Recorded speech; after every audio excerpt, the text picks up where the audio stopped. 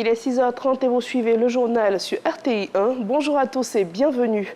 Depuis quelques jours, le vice-président de la République, Timoko Mele-Kone, séjourne aux États-Unis. Il a pris part au débat de la 79e session ordinaire de l'Assemblée générale des Nations unies, une tribune qui permet aux chefs d'État et de gouvernement présents de s'exprimer sur des questions d'actualité. Arman Guivé.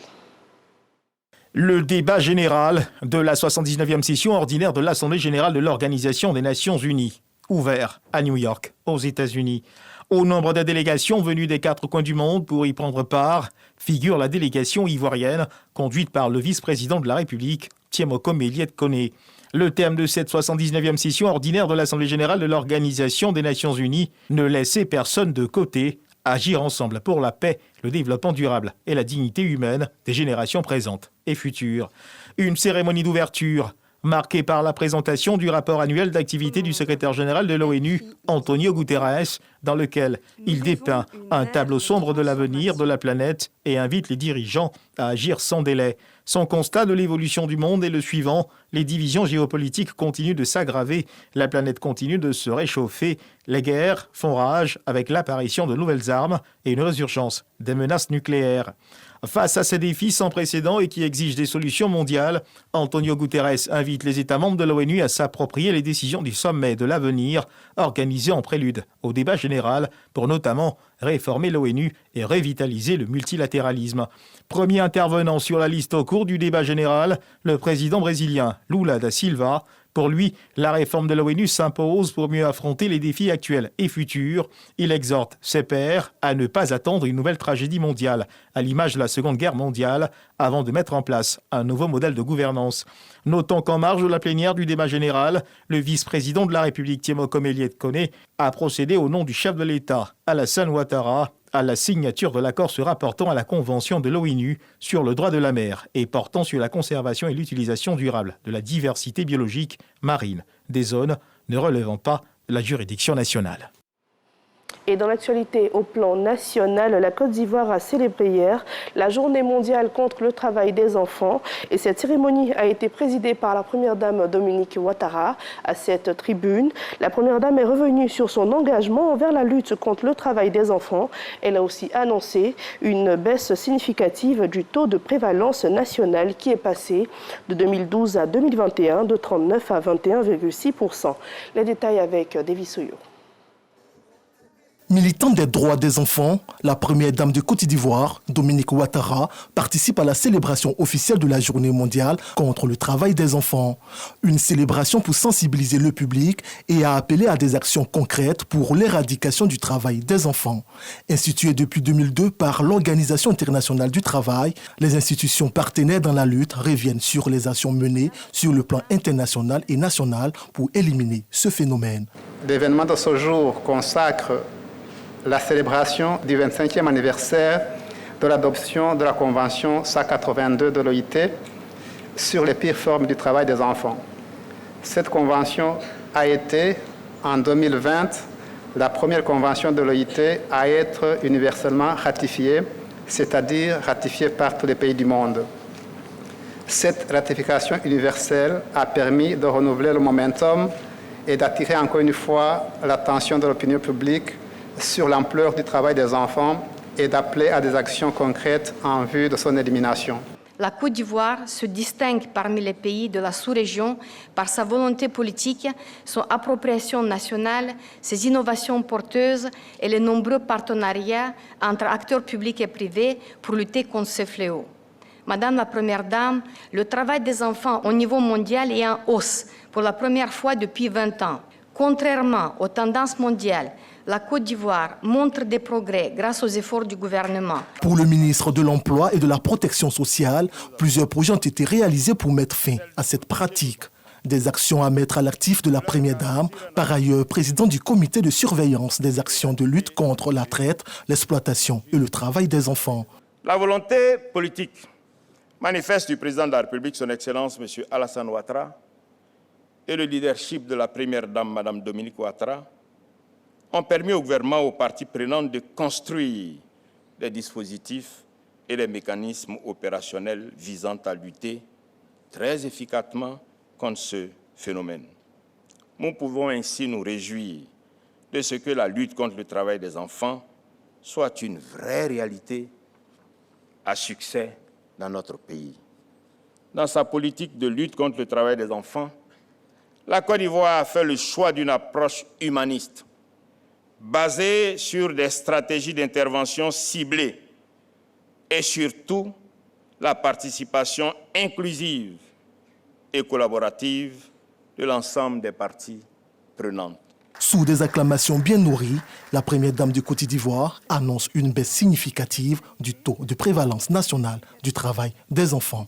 Selon l'analyse comparative des données et des enquêtes à indicateurs multiples, MICS, et de l'enquête démocratique et de santé, EDS, la Côte d'Ivoire a enregistré une baisse significative du taux de prévalence nationale du travail des enfants entre 2012 et 2021, passant de 39% à 21,6%, soit une baisse de 18 points de pourcentage.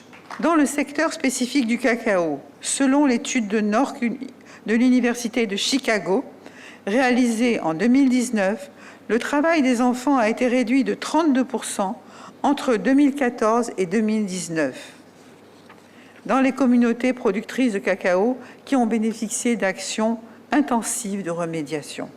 Dominique Ouattara réaffirme également son engagement à lutter contre toute forme d'exploitation des enfants. En ce qui me concerne, je souhaiterais exprimer, à l'endroit de tous les enfants vivant en Côte d'Ivoire, ma ferme volonté de continuer d'œuvrer pour leur bien-être ainsi que pour leur droit à l'éducation et à la santé. Ma priorité reste de les protéger contre les violences sous toutes ses formes. C'est pour chaque enfant de Côte d'Ivoire que je me suis engagée à lutter pour que la traite, l'exploitation et le travail des enfants ne soient plus des obstacles à leur épanouissement. Un engagement qui démontre la volonté de la Côte d'Ivoire de créer un avenir sans travail des enfants en alignement avec l'objectif mondial d'éliminer le travail des enfants d'ici 2025. Il s'agit surtout pour la première dame d'œuvrer pour le bien-être et l'épanouissement des enfants. Et on parle de sécurité routière ici à Abidjan. Les images ont fait le tour des réseaux sociaux récemment. Un chauffeur d'une compagnie de transport a commis une infraction. L'usage du téléphone au volant. Il a été sanctionné et a écopé de 12 mois de suspension du permis de conduire. Son cas fait partie des 40 dossiers traités ce mois de septembre par la commission technique de suspension et de retrait du permis de conduire. Léon Brou. Il fait usage de son téléphone au volant de son autocar de 53 places pendant le trajet Gagnoa-Abidjan. Ainsi, ce chauffeur d'une compagnie de transport en commun transgresse-t-il la loi? La vidéo qui le dénonce devient virale sur les réseaux sociaux et suscite le même 1er septembre 2024 une enquête de la commission technique de suspension et de retrait du permis de conduire. À la barre, le mis en cause reconnaît les faits. Tous ceux qui roulent camion, il laisse un appel pour dire de ne plus prendre le téléphone au volant. C'est un cas très grave. N'empêche, la sanction de la commission est sans appel, 12 mois de suspension du permis de conduire avec sursis. Cette sanction-là est couplée à une formation obligatoire au CACR. Formation au cours de laquelle on va vous donner des compétences sur la conduite préventive, le comportement coopératif, sécuritaire et responsable dans la conduite automobile. Vous faites votre formation, vous venez avec le document qui atteste que vous avez validé cette formation et le secrétariat de la commission va vous remettre votre permis de conduire. C'est pour dire aux Ivoiriens de faire attention. On peut être pris pas seulement sur scène d'accident, mais on peut être pris par dénonciation. À l'endroit de nos agents qui sont sur le terrain, faisons en sorte que tous les accidents où il y a mort d'homme, que le permis arrive ici. Au total, 32 permis de conduire sanctionnés, dont 6 avec sursis et 1 avec retrait de 6 points. Une seule restitution sur les 40 dossiers examinés à cette 65e session de la commission technique de suspension et de retrait du permis de conduire. Ces chiffres en baisse toujours de l'avis de la commission illustrent l'amélioration de la sécurité routière grâce aux réformes du gouvernement. Reste le défi de 0 mort du fait des accidents de la circulation. Vigilance donc sur nos routes.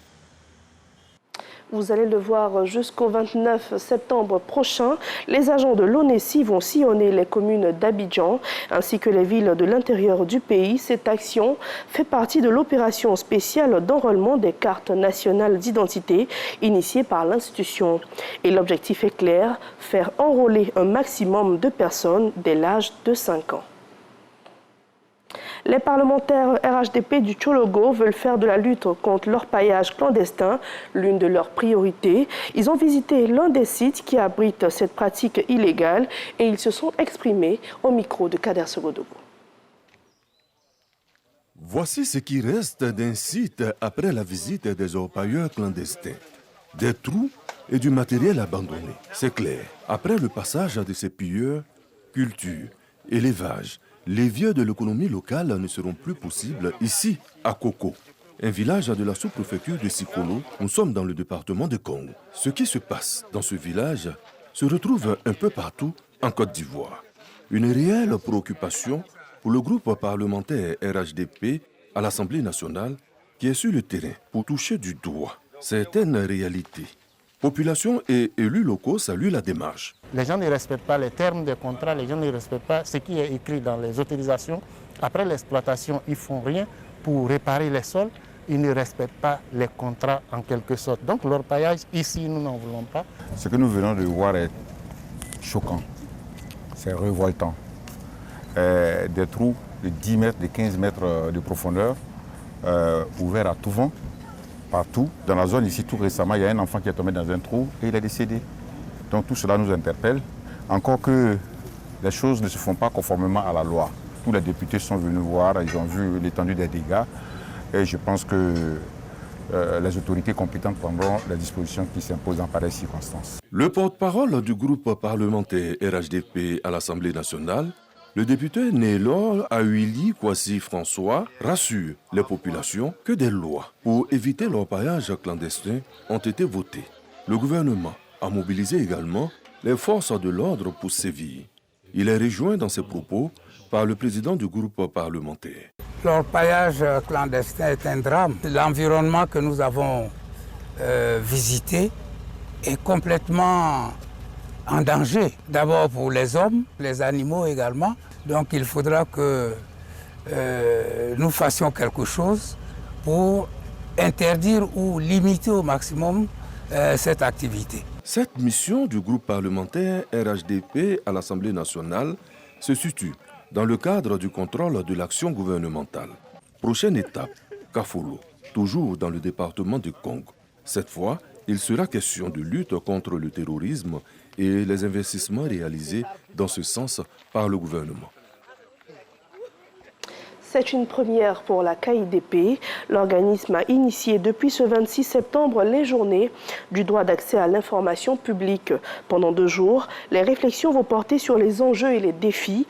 Pour les organismes publics, l'impact de la loi d'accès à l'information sur les initiatives citoyennes et sur les conditions d'exercice des journalistes. Cette première édition s'est déroulée à l'auditorium de la Primature dans la commune du Plateau. Sur le continent africain, au Soudan, les combats se poursuivent entre l'armée et les paramilitaires. Des frappes aériennes, des tirs intenses ont touché la ville de Khartoum hier. Antonio Guterres s'est entretenu avec le responsable de l'armée. Ils ont évoqué le besoin d'un cessez-le-feu immédiat. Le conflit au Soudan a démarré depuis avril 2023 et oppose l'armée aux forces de soutien rapide. Sur la situation au Moyen-Orient, Israël a annoncé hier que son pays va bénéficier d'une aide militaire américaine d'une valeur de 8,7 milliards de dollars. Cette décision a été prise lors de négociations conclues à Washington et on le disait hier, la France et les États-Unis et plusieurs pays occidentaux et arabes ont appelé à un cessez-le-feu temporaire de 21 jours entre Israël et le Hezbollah, une proposition qui a finalement été rejetée. C'est tout pour ce journal. Merci à tous de nous avoir suivis et excellente journée.